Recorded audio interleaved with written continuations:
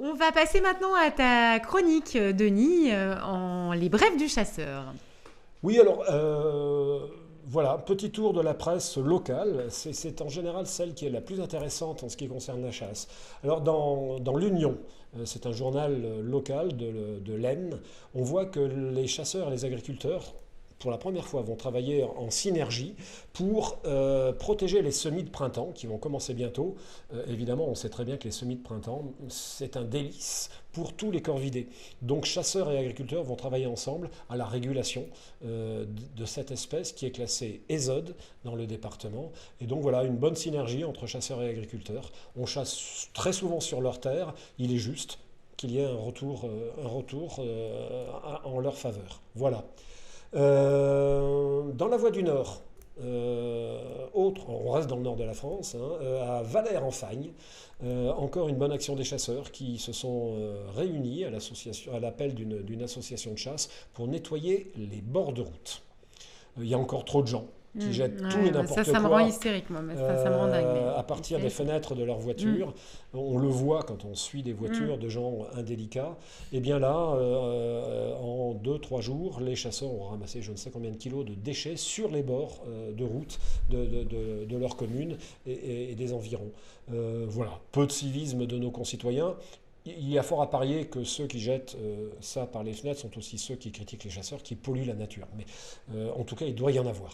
Voilà. Donc voilà, un petit coucou aux chasseurs de Valère-en-Fagne et un grand bravo à eux. Tout à fait. Toujours dans la partie nord de la France, en Picardie, Oise Hebdo. Alors Oise Hebdo, c'est un petit journal qui a suivi de très près l'affaire Pilarski. Très honnêtement, au début, Oise Hebdo n'était pas vraiment en faveur de la vénerie. C'est le moins qu'on puisse dire. Et là, ils ont interviewé la créatrice d'une cagnotte en faveur de Curtis, vous savez, le chien qui aurait tué sa maîtresse. Cette jeune femme, qui elle-même est passionnée de boules terriers, enfin de ces chiens, je dirais, mordants, s'est rendue compte qu'elle s'était faite avoir par Christophe Ellul, et donc elle incite les donateurs de la cagnotte, qui a récupéré quelques milliers d'euros, à demander le remboursement, parce qu'elle dit dans ce magazine, Oise Hebdo, qu'elle a eu toutes les peines du monde et qu'elle ne sait toujours pas où est passé l'argent de cette cagnotte, que ça n'a pas servi à Curtis. Elle dit elle-même que pour Ellul, j'ai vu qui il était. Je ne suis pas étonné. Mais pour Curtis, j'avoue que j'ai longtemps eu envie de croire qu'il était innocent. Peut-être parce qu'en tant que protectrice des animaux et opposante à la chasse, cela correspondait à mes convictions. Elle n'avait aucune certitude, mais elle n'aimait pas la chasse, donc le chien était innocent. Une idéologue de plus. Oui, une de plus.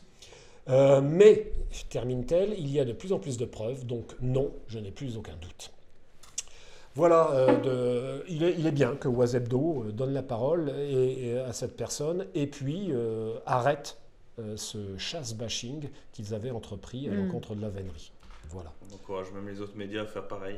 On aimerait que d'autres médias en fassent On lance autant. des appels Voilà. régulièrement, mais je n'ai pas l'impression que ça bouge. Dernière brève du jour, j'ai vu dans la presse de très belles images, mais un peu tristes aussi, de tous ces vignobles, ces superbes vignobles de Bourgogne qui étaient illuminés la nuit. Pourquoi ? Parce qu'on a eu un coup de froid cette semaine.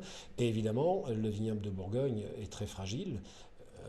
Donc, que font les vignerons dans ces cas-là ? Ils installent des braseros, des feux partout dans les rangs de vignes pour réchauffer la vigne, l'empêcher de geler. Évidemment, c'est la très mauvaise période pour ça. Donc on voit ce que France Info, France 3 et France Info là, ont fait comme image. C'est superbe, mais c'est un peu inquiétant. Bon, je souhaite que cela ait fonctionné et que ces grands vins de Bourgogne et ces grands vignobles aient été protégés. Voilà, ça fait partie des bonnes choses que l'on peut trouver en France. J'en profite pour dire que Élise Lucet, qui a fait récemment une émission sur la chasse, à charge bien entendu, a aussi fait une émission sur le vin, à charge, là aussi. Donc voilà, Elle fait des émissions pas à charge. oui, le vin c'est mauvais. Bon, on n'est pas surpris de la part d'Élise Oui, Lucet, non, et on envoie c'est la pratique de cette émission. On envoie notre meilleur souvenir à tous les vignerons de France. Voilà. Très bien. Merci pour ces actualités. On passe maintenant à notre dossier de la semaine.